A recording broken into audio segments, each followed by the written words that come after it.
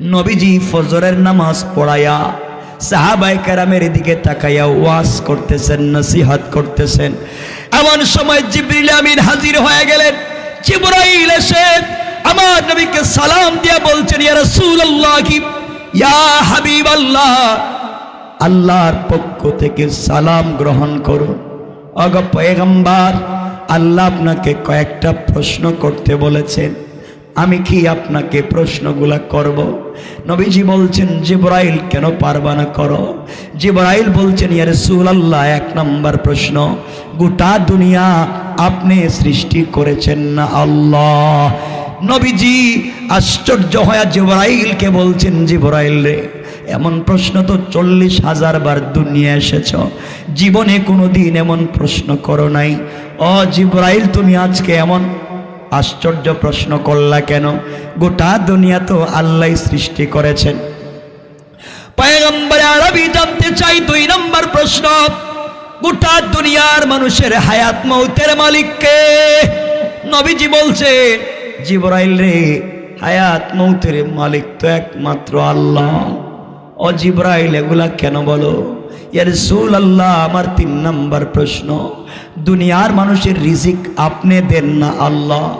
জিবরাইল, নবীজি বলছেন, জিবরাইল রে, এমন আশ্চর্য প্রশ্ন তোমার কাছ থেকে শুনি নাই। গোটা দুনিয়ার মানুষের রিজিক তো আল্লাহ দিয়ে থাকেন। পয়গম্বরে আরবি 4 নম্বর প্রশ্ন, কোন মানুষ যদি গুনাহ করে, গুনাহ মাফ আপনি করবেন নাকি আল্লাহ? নবীজি ডাক দিয়া বলছেন, জিবরাইল, গুনাহ মাফ করলে তো আল্লাহ মাফ, গুনাহ করলে তো আল্লাহ মাফ করবেন, তুমি আমাকে কেন বলছো? এমন আশ্চর্য 4 প্রশ্ন তো জীবনেও করো নাই। একদিন হযরতে ওমর ফারুক রাদিয়াল্লাহু তাআলা আনহু নবীজির পিছনে ফজরের সালাত আদায় করলেন। হযরতে আমার নবীর পিছনে ফজরের সালাত আদায় করলেন। ফজরের নামাজ আদায় করে বাড়িতে পৌঁছে গেলেন। সকালবেলা নাস্তা সেরে হযরতে ওমর চিন্তা করলেন, আমি আজকে বিশ্ব নবীর বাড়িতে যাব, নবীজির সঙ্গে কিছু কথা বলবো। এই জন্যে হযরতে ওমর ঘর থেকে বের হলেন। ফজরের সালাতের পরে নাস্তা করে নবীর বাড়িতে যাচ্ছেন। ওমর ফারুক রাদিয়াল্লাহু তাআলা আনহু রাস্তায় এসে দেখেন, মদিনার চৌরাস্তার মোড়ে একজন গোলাম চোখের পানি ছেড়ে ছেড়ে মাটির মধ্যে সিজদায় পড়ে হাউমাউ করে কান্না করে যায়। তার চোখের পানিতে গাল ভিজে, দাড়ি ভিজে, জমিনের মাটি পর্যন্ত ভিজে যায়। আল্লাহর গোলাম চিৎকার করে করে কাঁদতেছে। ওমর তার সামনে দাঁড়িয়ে গেলেন। ওমর তো এমন একজন মানুষের নাম, কারো কান্না দেখলে তার কান্না আসে না, কারো কষ্ট দেখলে তার দিল নরম হয় না।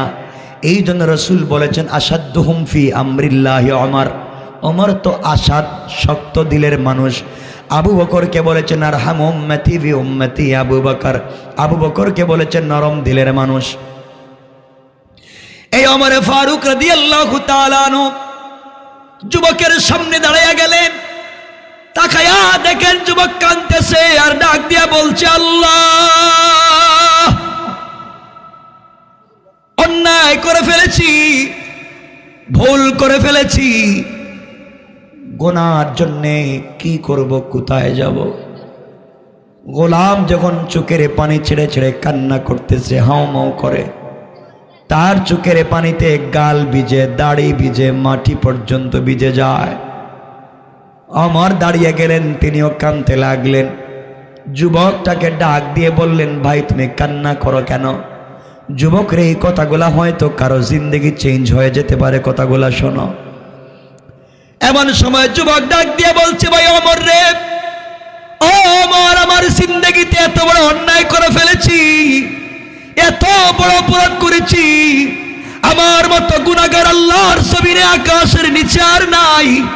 মন বলতেছে আমার মতো গুনাহগারকে আল্লাহ মাফ করে দিবেন না, এই জন্য কান্না করতেছি। জাহান্নামের আগুনকে কেমনে সহ্য করব, এই জন্য কান্না করে যাই। ওমর বললেন, যুবক, আমি তোমার জন্য কি কোনো সহযোগিতা করতে পারি? যুবক ডাক দিয়ে বলছেন, ভাই ওমর রে, গুনাহ মাফের ব্যাপারে আপনি আমাকে কিছুই করতে পারবেন না, কিন্তু আপনি কি আমাকে একটা সহযোগিতা করতে পারবেন? আমার বললেন, কি করতে পারি আমাকে বলো না। যুবক ডাক দিয়ে বলছে, ভাই আমার রে, এখন পর্যন্ত আল্লাহর নবী দুনিয়ার জমিনে জিন্দা, রহমতের নবী দুনিয়ার জমিনে জিন্দা, এখন পর্যন্ত নবুয়তের দরজা খোলা, রাসূল পাক জিন্দা, নবুয়তের নবীর কাছে এখনো প্রত্যেকটা সময় জিবরাইল আসে। আমার মন বলছে, এই মুহূর্তে তুমি যদি আমাকে রাসূলের দরবারে নিয়ে যাও, রহমতের নবীর দরবারে নিয়ে যাও, নবুয়তের দরজায় আমাকে নিয়ে যাও, আমার বিশ্বাস আমার রাসূল আমার জন্যে আল্লাহর দরবারে হাত উঠায় আমার জন্যে আমার আল্লাহর কাছে যদি কিছু বলেন, সুপারিশ করেন, আমার বিশ্বাস আমার আল্লাহ রাসূলের কথাকে ফিরাইয়া দিবে না। পড়েন সুবহানাল্লাহ। হযরতে আবু বকর হযরতে ওমর বললেন, যুবক চলো চলো যাই, তোমাকে নিয়ে নবীজির দরবারে যাই। যুবক কাঁদতেছে। হযরতে ওমর যুবকটাকে সঙ্গে নিয়ে রাসূলের দরবারে পৌঁছে গেলেন। ডাক দিয়া বলছেন, ইয়া রাসূলুল্লাহ, ইয়া হাবিবাল্লাহ, পয়গম্বরে আরবি একজন গুনাহগারকে নিয়ে আপনার দরবারে এসেছি। গুনাহ করে কান্না করতেছে, কি করলে তওবা করলে গুনাহ মাফ হবে, কোন পথে হাঁটলে আল্লাহ তাকে ক্ষমা করে দিবেন। পয়গম্বরে আরবি আপনার কাছে নিয়ে এসেছি, আপনি তাকে কিছু বলেন। আমার নবীজি যুবকটাকে কাছে নিয়ে গেলেন, কাছে নিয়ে ডাক দিয়া বলছেন, যুবক বলো